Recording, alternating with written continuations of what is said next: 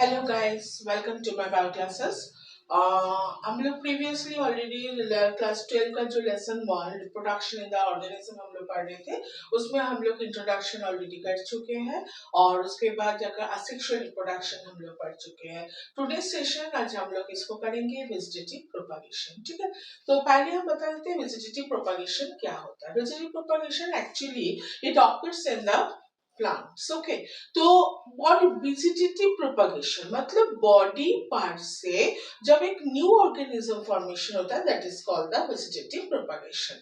अब हम लोग थोड़ा सा इसमें एक झलक देख लेते हैं कैसे किस किस तरीके से वेजिटेटिव प्रोपगेशन होता है। ठीक है, दो टाइप का होता है, one is called the natural and other is called the artificial. Okay, natural में हम लोग देख रहे हैं इधर कुछ, इधर देखो रूट्स है, नेचुरल में स्टेम है, उसके बाद लीव्स है and then the flower birds. ठीक है, ये चारों टाइप का जो है नेचुरल वे में वेजिटेटिव प्रोपगेशन होता है। ठीक है, उसके बाद जाकर के हम लोग देखेंगे इसमें रूट्स जो है, उसमें रूट्स से कैसे होता है। रूट्स में हम लोग एग्जांपल लिखी है स्वीट पोटैटो एंड डालिया।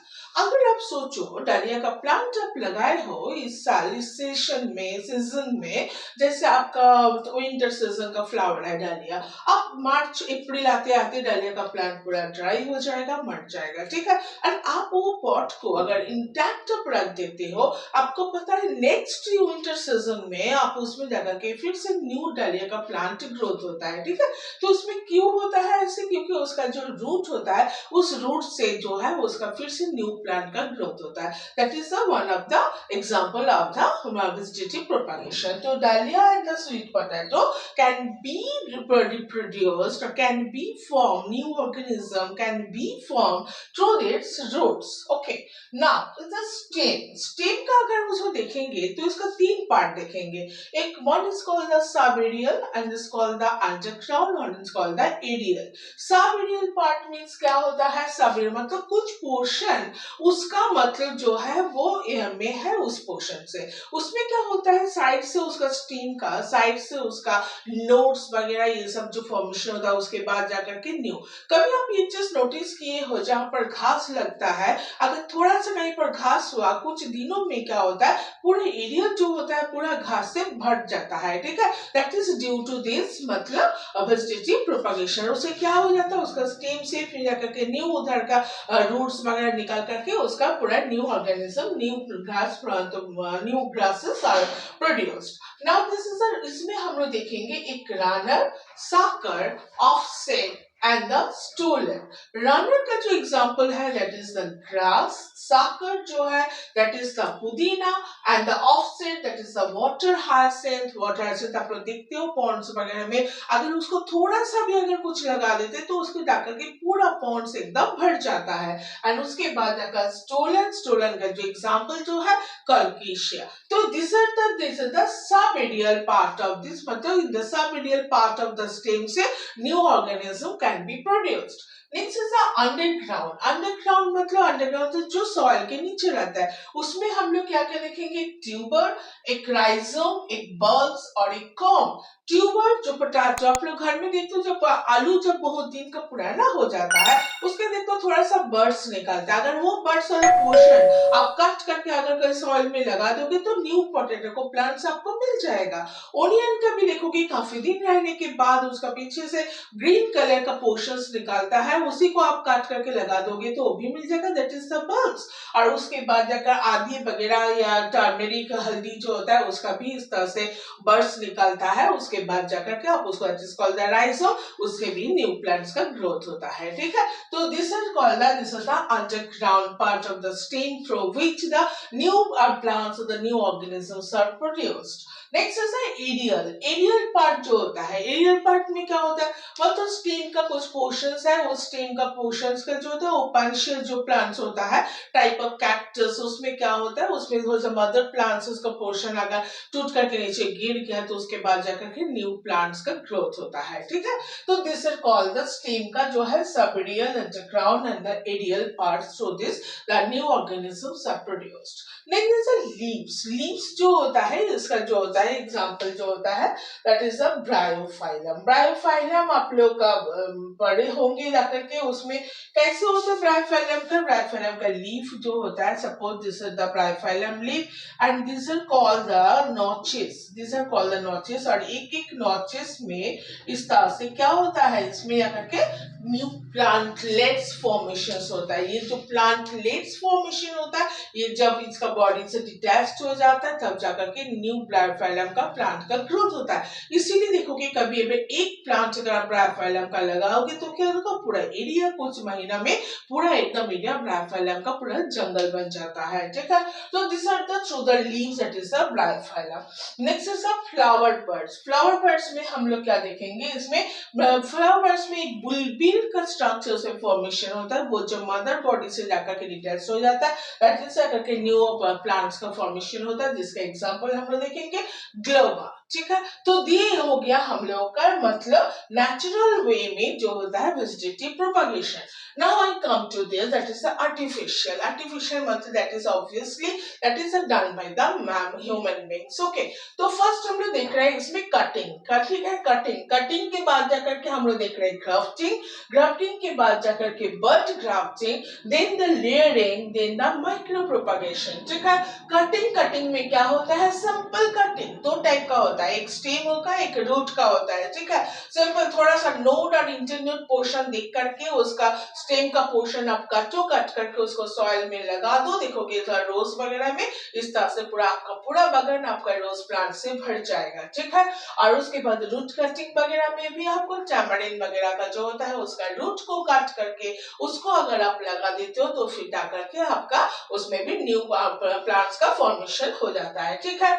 ग्राफ्टिंग में क्या होता है, ग्राफ्टिंग में तीन टाइप का होता है, एक विंग ग्राफ्टिंग, एक क्लेफ्ट और एक क्राउन। ग्राफ्टिंग में क्या होता है, इसमें दो प्लांट्स का जरूरत होता है, ठीक है। Suppose this is a plant, इस रूट में लगा हुआ है ये प्लांट, ठीक है। इस प्लांट को किस तरह से काटा गया, ऑब्लिकली काटा गया, इस तरह से ऑब्लिकली काटा गया, और this plant is called the stock.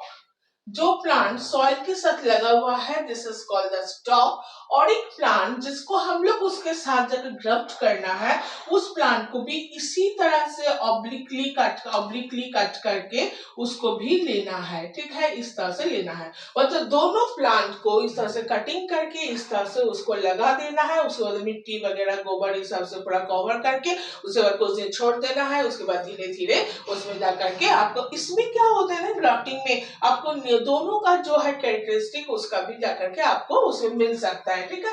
तो जो इस इज कॉल्ड द स्टॉक, और जो दूसरा प्लांट जो होता है जिसको अगर उसके साथ लगाया जाता है and this is called the scion, ठीक है। तो this is called the grafting and this is called the whip grafting. Cleft grafting में क्या होता है, कुछ भी मतलब ऐसा प्लांट्स का जो भी एक स्टेम है, जिस स्टेम के एक वी शेपेड इस तरह से वी शेपेड कटिंग करते हैं, उसके बाद दूसरा प्लांट जो सियोन होता है उसका एक ब्रांच जो होता है ट्विक्स, उसी में जाकर के उसके साथ लगा तो रखा जाता है, लगा करके फिर उसके बाद सॉइल वगैरह से उसको अच्छे से कवर किया जाता है, फिर धीरे धीरे उसका बाद जाकर के उसमें जाकर के रूट्स वगैरह निकल जाता है, and this is called the cleft and this is the crown. Crown जो होता है जिसमें स्टॉक एक ही रहता है लेकिन more than one scion are used in the crown grafting, okay. Next is coming to the bud grafting. Bud grafting में हम लोग क्या देखेंगे, इसमें भी हम लोग क्या कर सकते हैं, कोई प्लांट्स लेंगे, एक स्टॉक लेंगे, उसके बाद रोज, मेनली इसको रोज को किया जाता है, उसका बड कंडीशन थोड़ा सा ब्रांच लेकर के उसको कटिंग करके उसी के साथ उसको लगा करके उसको अच्छा से जाकर के कवर किया जाता है, और उसके बाद धीरे धीरे उसके बाद क्या हो जाता है, रोज का प्लांट्स का फिर उसमें ग्रोथ होना, रूट वगैरह निकलना शुरू हो जाता है, तो this is called the bud grafting. Next is the layering. Layering में हम लोग देखेंगे लेयरिंग किस टाइप का प्लांट्स होता है, जो ऐसा प्लांट जो ज्यादा बड़ा नहीं होता है, ठीक है। तो क्या हो गया, ये प्लांट सोचो ये प्लांट्स है, इस तरह से ज्यादा बड़ा नहीं हुआ, उसका थोड़ा सा स्टेम वगैरह इस तरह से नीचे आ गया, ठीक है। उसके बाद जहां पर वो नीचे उसको टच करते हैं उस जगह पर थोड़ा सॉइल को उसको जाकर के उसमें सॉइल से कवर कर दो, बाकी प्लांट जो है उस तरह से वो ऊपर रह गया। उसके बाद देखोगे जहां पर सॉइल सब किए हो उस जगह से यहाँ पर रूट वगैरह सब निकल गया, ठीक है। और उसके बाद उस प्रोसेस से इस तरह से वो प्लांट्स धीरे धीरे बढ़ते रहता है, this is called the mount layering.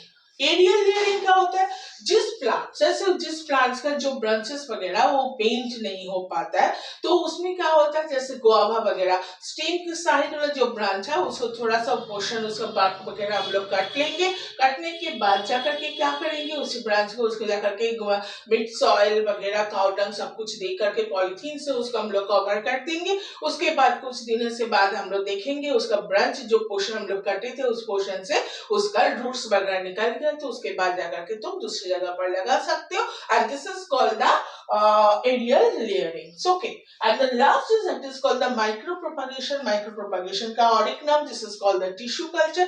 Normally जहाँ पर ornamental plants होता है, उस ornamental plants को जाकर के उसका growth करने के लिए हम लोग इसको micro propagation या tissue culture हम लोग यूज करते हैं। इसमें क्या होता है, पर्टिकुलर प्लांट्स का जो है कुछ टिश्यू जो होता है स्टेम वगैरह उसी से कटिंग करके उसको लैब में उसको धीरे धीरे आर्टिफिशियली उसको ग्रोथ करा करके उसके बाद जब उसका छोटा छोटा कटिंग करके बहुत सारा जगह पर उसके बाद उसका आर्टिफिशियली ग्रोथ करा करके जब उसका स्टेम एंड द रूट थोड़ा थोड़ा करके निकल जाता है तब उसको जाकर के सॉइल में लगा देना होता है। उसमें आपको बहुत सारा प्लांट एक साथ आपको मिल सकते हैं। ठीक है, कार्नेशन वगैरह जो होता है ये सब जो ऑर्नामेंटल प्लांट्स है, तो उसमें ऑर्किड स्पेशली, तो इसमें हम लोग माइक्रो प्रोपगेशन कर करके बहुत अच्छा रिजल्ट हम लोग को मिल सकता है। ठीक है, इसके बाद हम लोग आ रहा है, तो हम लोग ये वेजिटेटिव प्रोपगेशन जो हम लोग पढ़े हैं उसमें हम लोग क्या देखे हैं, एक दो टाइप का है, एक नेचुरल और एक आर्टिफिशियल है।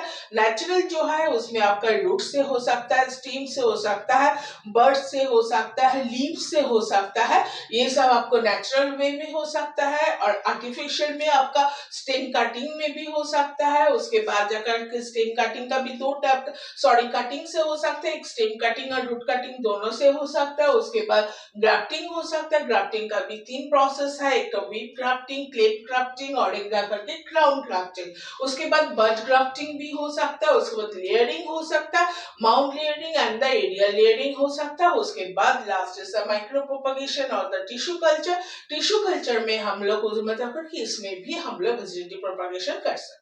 ठीक है, तो this is about the vegetative propagation.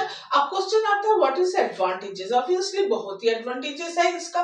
इसमें सबसे बड़ी चीज है आपका बहुत सस्ता में हो जाता है, बहुत जल्दी प्लांट्स का ग्रो हो जाता है इसमें। दूसरा चीज है तुम जैसे चाहते हो, डिजायरेबल कैरेक्टर जो जैसे चाहते हो उसी को तुम ला करके उसी टाइप का तुम ग्रो कर सकते हो।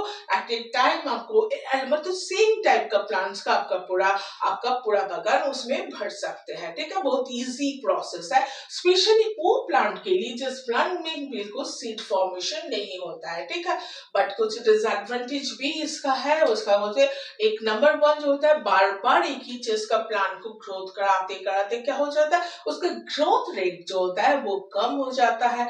नंबर टू होता है क्या है, इसमें पेरेंट प्लांट से इसमें बार बार एक ही प्लांट होता है तो इसमें कोई वेरिएशन आपको नहीं मिलेगा। नंबर थ्री क्या होता है, कुछ पर्टिकुलर कैरेक्टर्स अगर जो तुम्हें पसंद नहीं है, अनडिजायरेबल कैरेक्टर अगर उसमें कुछ रहेगा वो भी उसमें ट्रांसमिटेड होता है। और number four that is the अगर कोई डिजीज वगैरह उसमें रह गया तो वो भी उसके साथ साथ उसको ट्रांसमिट होता है। तो हर चीज का तो एडवांटेज और डिसएडवांटेज दोनों रहता ही है। तो vegetative this is about the vegetative propagation, उसका टाइप्स एंड उसके बाद उसका advantage and disadvantages. Okay, and if you like this section then obviously give a like and share, and there is in the description portion my number is given. If you have any problem you can contact me. It's okay, thank you.